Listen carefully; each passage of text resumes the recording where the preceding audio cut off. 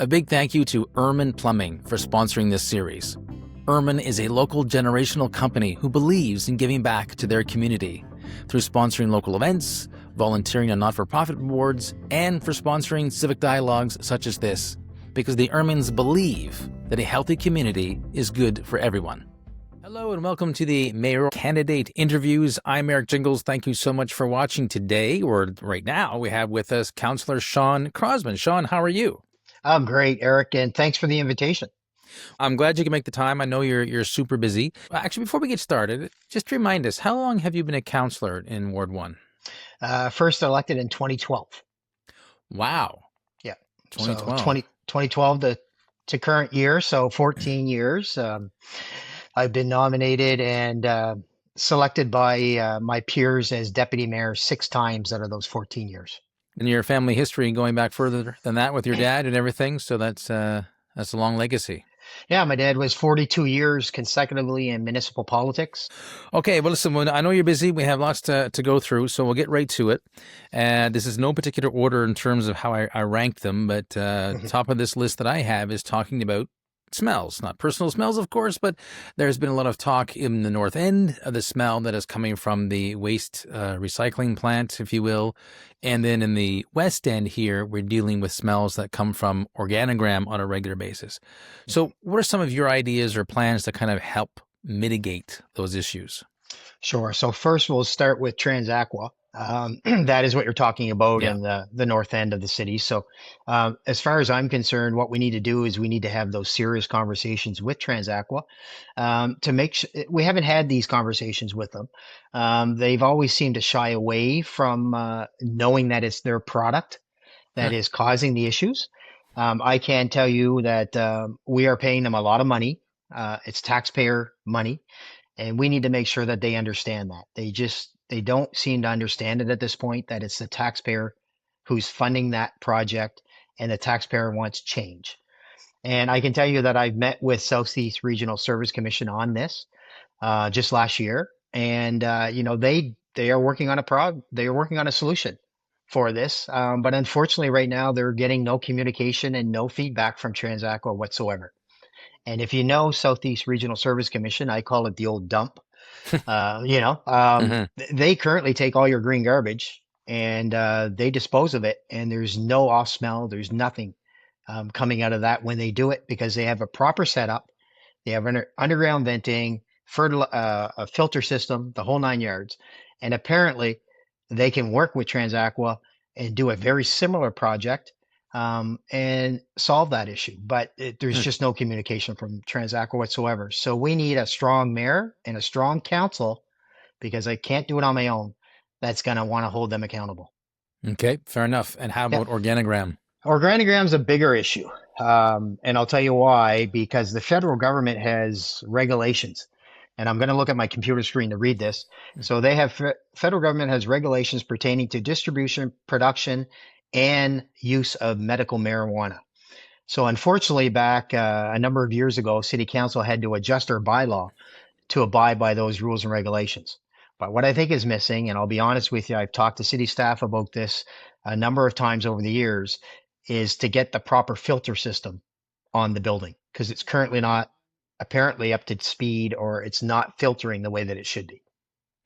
No, fair enough. And I think, going by memory, which is always dodgy, but I think it's Article 85A or something that says that under the agreement to their license that no odor is to be emitted from the facilities. And my sister, who lives in Colorado, they had the same issue. But then when they were taken to task, they put in the correct filters, and she says, you don't smell a thing now. So maybe that's an idea, right? I mean, I think we need to have that conversation at the council level and enforce it through the federal government. Okay, so in terms, well, this is sort of a good point, I suppose, segue. Quite often, because there are different layers of government, like the province is responsible for clean air and the federal government is more responsible for things like Organigram. So quite often you hear, well, that's not our thing. So, but there is always, everyone knows everyone. So there are ways to kind of facilitate something. So would you be in support of doing that? Oh, 100%. I've already been told the answer by our city staff, and you just confirmed it, that we need to have those conversations with the federal government to get Organigram on board with putting in the right filter system. Okay. Okay, and just jumping around now, I'm going Yep. up to Magnetic Hill. Now, that concert site has been sitting there dormant, more or less, for quite a while, and there is a reasonable amount of upkeep fees to mow it and et cetera, which is starting to add up. Do you foresee anything happening with that Magnetic Hill site? I think the last item that we had on that site was the RCMP musical ride, if memory serves me correct, a number of years ago. Wow. I'm going to tell you right now, again, speaking and working with city staff who are great on this, they see calls for smaller venues. So this Blue Cross Stad, as an example, the Avenir Center tonight, I believe there's a concert tonight, Hmm. so they're looking for smaller venues. It's not to say that we just completely forget about the hill, because there will be larger venues. There's a Taylor Swift or somebody, some Heard of big her. talk. Sounds familiar. Have you heard of her? Okay, so I mean, there's always going to be that act that's going to need that space. But what I think we should really be looking at is maybe making it a multi-day adventure where we can bring in a younger crowd on a, let's say, a Friday, Hmm. bring in an older crowd on a Saturday, and do something on a Sunday, and just try to satisfy. You're not going to satisfy everybody, Hmm. but try to bring in people that every day would have a special event or a special concert uh, dedicated towards them. Okay. All right. So you'd still see it as a musical venue. Oh, definitely. Hmm. There's no question. What you two put into that building Hmm. or into that piece of land, and our city staff upkeeping it, like you have mentioned, we definitely got to start using it. Okay. And switching now to parking, always kind of an issue here and there, but certainly around the Moncton City Hospital, that's been the bane for many people. What are your ideas to kind of rectify that problem? Well, as we know, the healthcare system is a provincial mandate. The current parking lot that they're using, that everybody seems to have an issue with, from what I'm reading on social media, is owned by the province of New Brunswick. It's owned by the healthcare system. So any revenue that is drawn from that parking goes back to the provincial government or the healthcare system. Quite honestly, we got to figure out a way to, how can I say it, discourage on-street parking. I know there's a lot of on-street parking now. There's not enough, obviously, for some people, because I know when I go to oncology, I make sure I'm there early in the morning so that I get a spot. But we got to figure out a way to discourage on-street parking, and the only way to do that is to build a parking structure. Now, I've seen a lot of people comment on social media, build it, build it, build it. But the province is responsible for that piece of land and for the healthcare services. I'm not putting this on the province, but they are responsible for healthcare. We know that. At the end of the day, if you break your arm, you're not going to City Hall to get parking to have your arm fixed. You're going to the Moncton Hospital or so on and so forth. So I think there's a way that we can figure out a partnership between the province and the city of Moncton on a cost sharing to build a parking garage on said piece of land and get a return on our investment, because we can't spend taxpayers' dollars without getting a return on the investment. And what I mean by that is there's always going to be people coming from outside of Moncton that are going to use that parking garage, use the healthcare system. They should pay for that in that parking spot, and we should be able to recoup that money. So at the end of the day, I know, speaking to staff there, some staff members are on a 25-year waiting list for parking. Wow. Mm. Staff members, Wow. you Yeah. know, Yeah. the frontline workers are on a 25-year waiting list. So, and I understand it, being a patient and a caregiver, it's not right to have to wait in line on Macbeth Avenue to get into a provincial parking lot for your appointment. It's just Hmm. not right, right? Hmm. So I think there is a solution there, and I think the solution is, and bear with me, Eric, on this one for a minute, because I can go a little off end on this.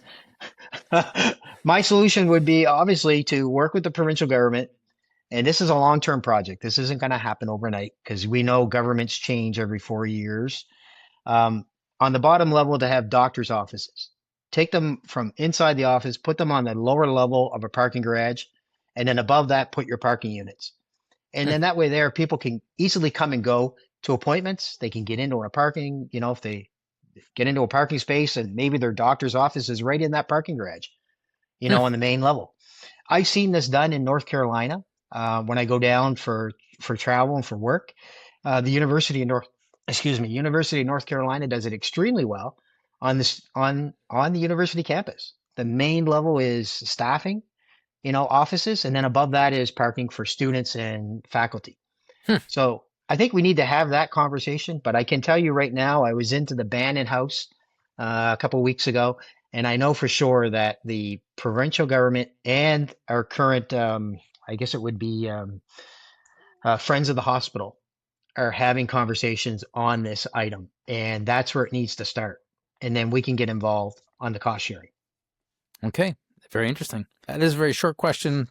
Fluoridation of the water that came up, it kind of caused a lot of discussion. Is it simple yes or no? Going to do it and think about it again, or just say no, that ship has sailed? No, that ship has sailed until we see an indication from the federal government or the provincial government that this has to be mandated. There are other ways to get fluoride out in the public space right now. Mm-hmm. I don't think there's a need to force it on the entire population if there's other ways to get it. Okay, fair enough. And okay, this is kind of a big one, multifaceted if you could look at it. Mhm. With the growth that we've had in the city, like there's been a lot, and there's no doubt about it. And of course, we always talk about urban sprawl and trying to densify, which we don't do so well. How do you manage the infrastructure compared to the growth? And when I talk about infrastructure, I'm talking about like sewer lines, water lines, all Right. that sort of Okay. stuff. Okay. Because that was the way I understood it. It was more Mm, geared at water and sewer. yeah. So I can tell you now, as I look at my computer, when our two reservoirs are full, we have 17 billion liters of water available. Um, there is an additional gates that can be added to Tower Road over time that could actually bump that up to 25 billion liters of water. So and as I read my screen here, back in the 1950s, a report was generated and they forecasted Moncton's growth. And they actually forecasted it out for another, let me catch this here on my screen. Uh, we have enough water for another 50 to 60 years, Hmm. based on current population growth that they Mm-hmm, forecasted. mm-hmm, mm-hmm. But obviously we see that coming, it could be less than 50 years. But right now there seems to be enough water within that system. The 10 billion, or sorry, the 17 billion, as I read my screen, can last about 12 months with zero rain, zero melt off from snow. Mm-hmm. And then when we move up to 25 billion, it can last up to 18 months. So the key here is it's not what the reserve can hold, it's how quick we can filter it, how clean we can keep it, and get it to the residents, which is what you're talking about as far as water lines go. Mm-hmm. So that's an easy distribution, but there is ways to increase Turtle Creek. As far as water and sewer, as far as sewer goes, as you know, any developer that comes into the city of Moncton that wants to develop is responsible to install water and sewer lines. Mm-hmm. And then after 2 years, the city of Moncton takes over that piece of property or that infrastructure. We have some very old and aged infrastructure in our downtown core and in the area that you live in, Mm-hmm. it's very old and aged. We need to figure out a way to improve that and update that information and update it and update that infrastructure. The only way to do that is to continue to grow because you've seen downtown, we've put in new water lines, new sewer lines. Once development starts, we can now actually recoup some of that money that we put into it and start to look at infrastructure down the road. How do we improve those sewer lines?